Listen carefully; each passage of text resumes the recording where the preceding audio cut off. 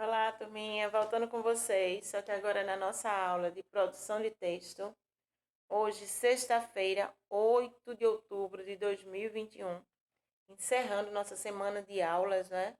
Essa primeira semana do mês de outubro, que passou muito rápido. Pois bem, na última aula de produção de texto, falamos sobre o gênero lista, certo? Tem a imagem da Dona Sônia, né?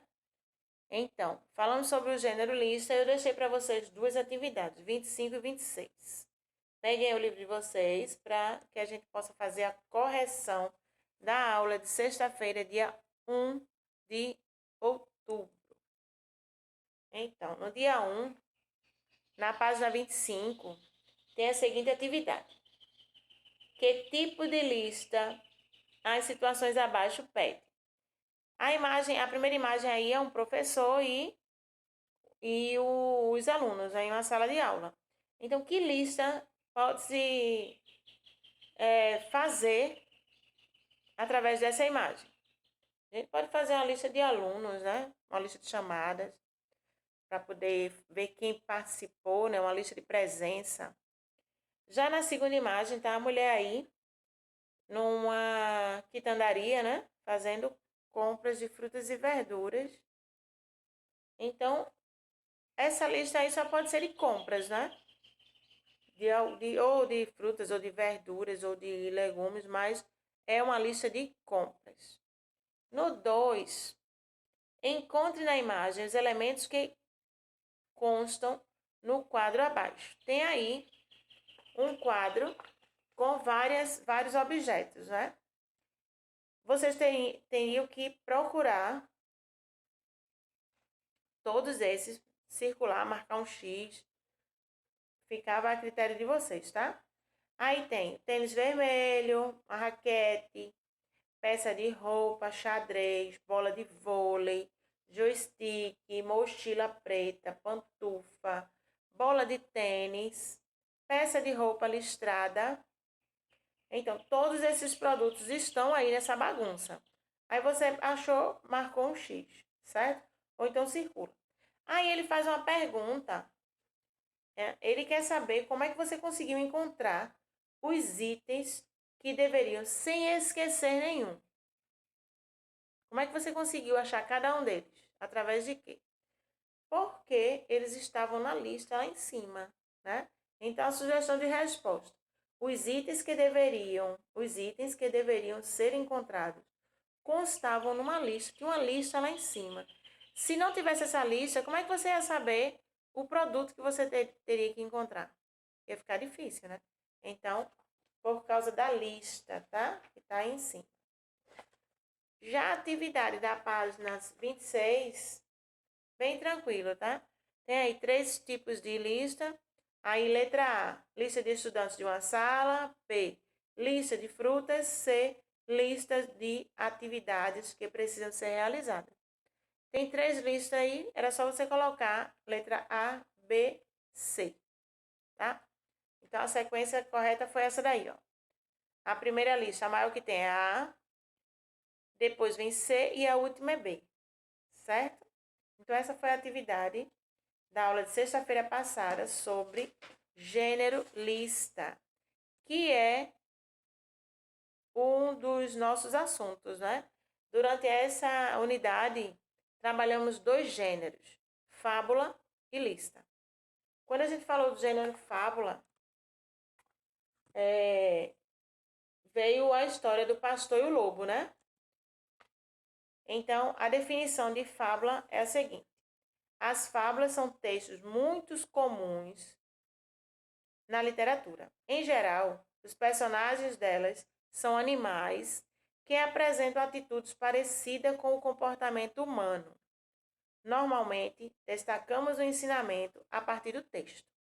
Ao final, podemos identificar uma moral, né? Toda fábula no final traz uma moral, traz um ensinamento, né? O que foi que você entendeu? O que é que quis dizer aquela fábula? Eu trouxe para vocês a pomba e a formiga. A formiga, ao se aproximar do riacho para beber água, escorregou e caiu dentro d'água, tendo sido salva por uma pombinha que por ali estava. Noutra ocasião, a formiga viu um caçador que apontava a espingarda para matar a pomba e, picando, salvou a pomba. Moral da história: amor com amor se paga. Então, essa é a moral da história, né? O ensinamento. O que é que a gente aprende com uma fábula? Trouxe outra. A lebre e a tartaruga. Um dia, a lebre encontrou a tartaruga e ridicularizou o seu passo lento e miudinho. Muito bem, respondeu a tartaruga sorrindo. Apesar de seres tão veloz como o vento, vou ganhar-te numa corrida. A lebre, pensando que tal era impossível, aceitou o desafio. Resolveram entre elas que a raposa escolheria o percurso e seria o árbitro da corrida. No dia combinado, encontraram-se e partiram juntas. A tartaruga começou a andar no seu passo lento e miudinho, nunca parando pelo caminho, direita até a meta. A lebre largou veloz, mas algum tempo depois deitou-se à beira do caminho e adormeceu. Quando acordou, recomeçou a correr o mais rápido que pôde. Mas já era tarde. Quando chegou à meta, verificou que a tartaruga tinha ganho a aposta e que já estava a descansar confortavelmente. Moral da história: devagar, mas com persistência, completas todas as tarefas. Qual foi o ensinamento? A lebre achou que porque era rápida ela ia ganhar de todo jeito, né? Só que aí ela não foi persistente, ela parou no meio do caminho para descansar. A tartaruga continuou lá nos seus passinhos. Com isso, terminou ganhando a corrida. Olha aí, outro ensinamento. Aí, no livro da gente, veio a fábula O Pastor e o Lobo. Lembram? Teve atividade para recortar e colar.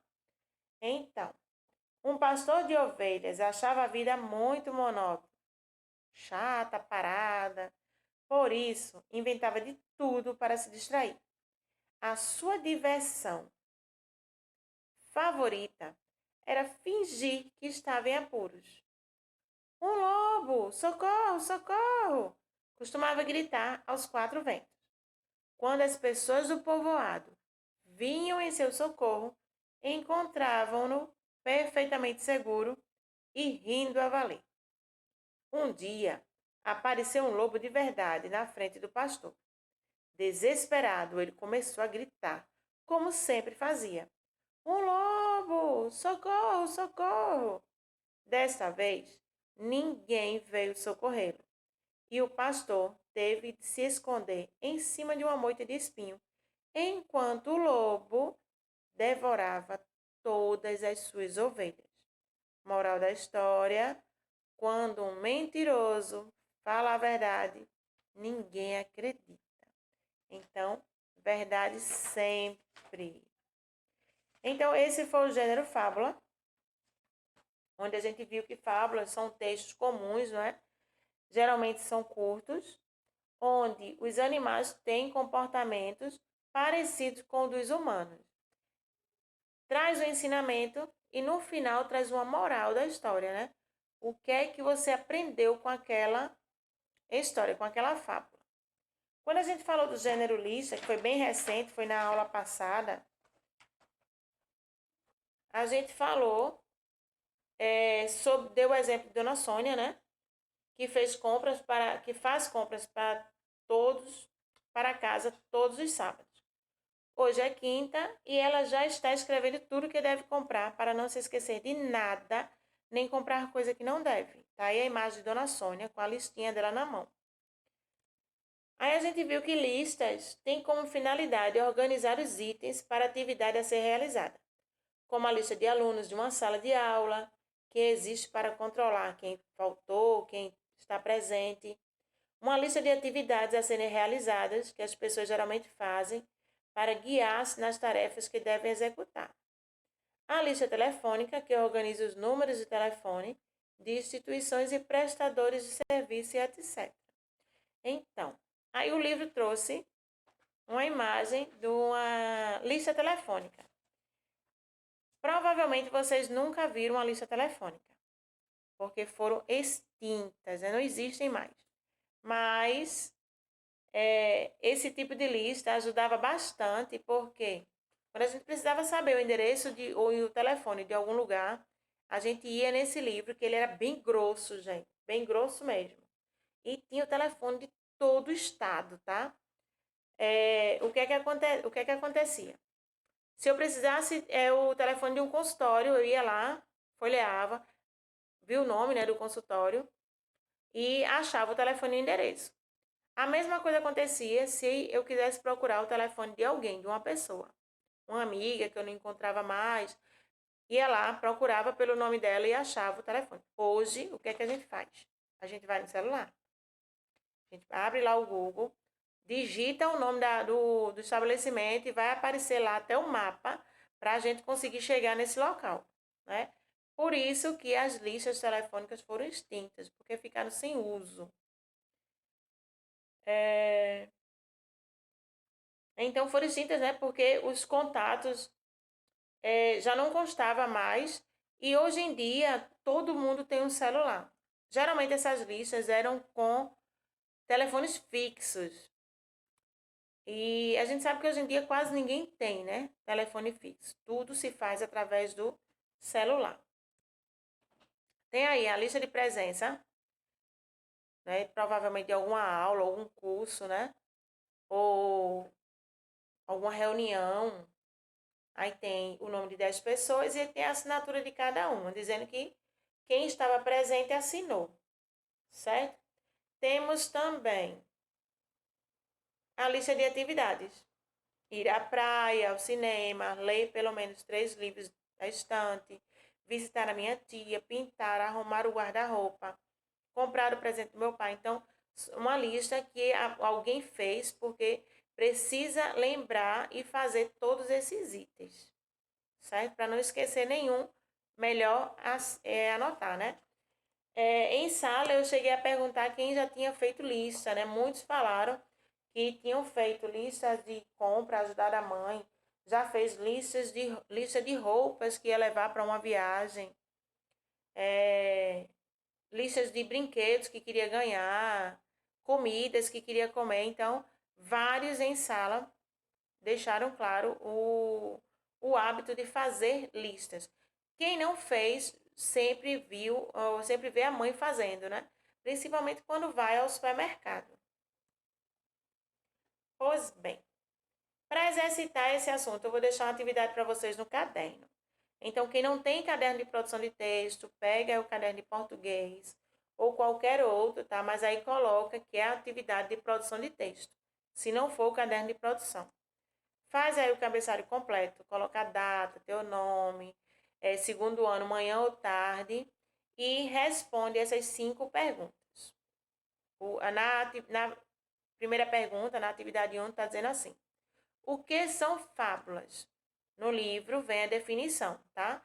Se você quiser colocar na sua cabeça, melhor ainda.